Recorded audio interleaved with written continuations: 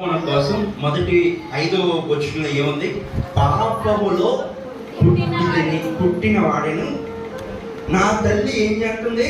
పాపములో నా తల్లి నన్ను గర్భమును ధరించింది అంటున్నాడు. ఇక్కడ మనిషి క్రియలు ఎలా ఉన్నాయంటే, మంచి చేయాలని ఆలోచన కలిగిన మానవుడు ఇక్కడ కనిపిస్తూ ఉంటున్నాడు.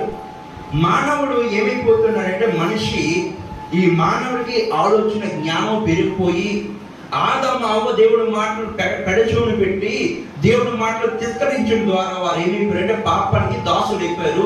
అలాగే ఈ మానవుడు కూడా మందిరానికి వచ్చినప్పుడు ఆలోచనలు చాలా బాగుండేవి, కానీ మందిరం బయటకు వచ్చిన తర్వాత ఆలోచనలు ఎంతగానో మారుతా వస్తున్నాయి.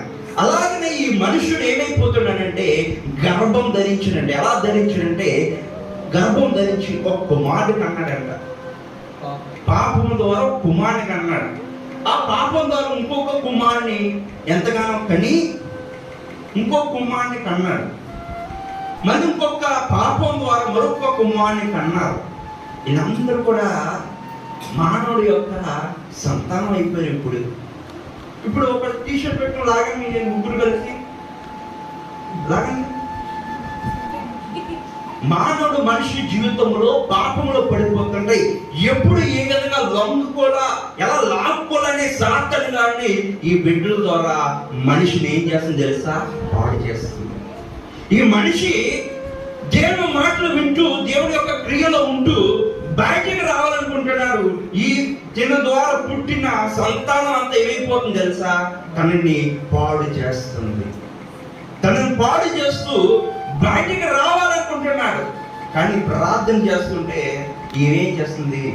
ఆ పాపంలో ఉండిపోయి పాపపు మాటలు, నువ్వు ఎందుకు అలా చేస్తున్నావు?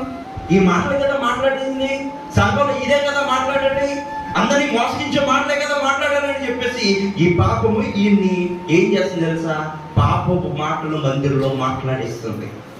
ఈ పాపం ద్వారా ఈడేమవుతున్నాడంటే జనాల్లో సంఘంలో కూడా ఏమి కలిగిస్తుంది తెలుసా? పాపపు మాటలు ఎంతగానో ప్రేరేపించబడుతుంది. ఈ పాపం నుంచి బయట పంపిస్తున్నప్పుడు యేసు ప్రభు వారు ఏం చెప్పారంటే, యేసు ప్రభు వారు ప్రార్థన కొరకు ఏ విధంగా అయితే అడిగాడో అలాగనే ఈ మానవుడు కూడా ఏమంటున్నాడు? యేసు నామములో ఈ పాపపు మాటలు పాపడుగా కంటే ఈ ఇప్పుడు తెలుసా?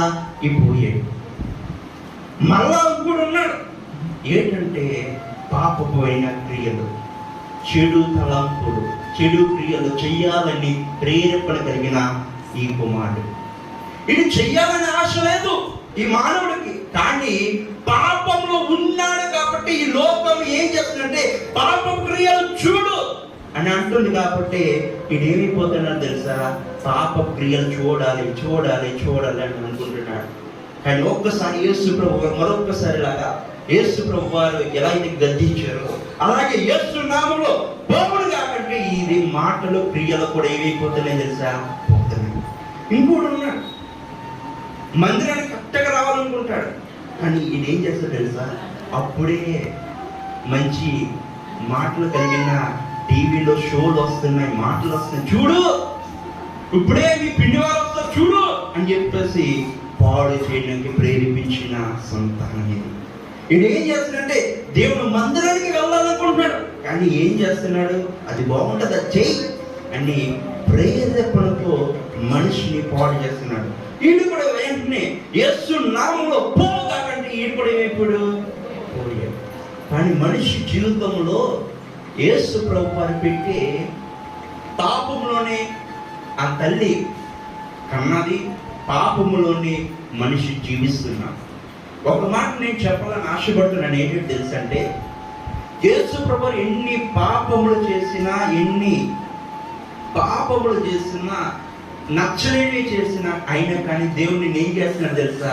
ప్రేమిస్తున్నాడు, క్షమిస్తున్నాడు. దేవుడికి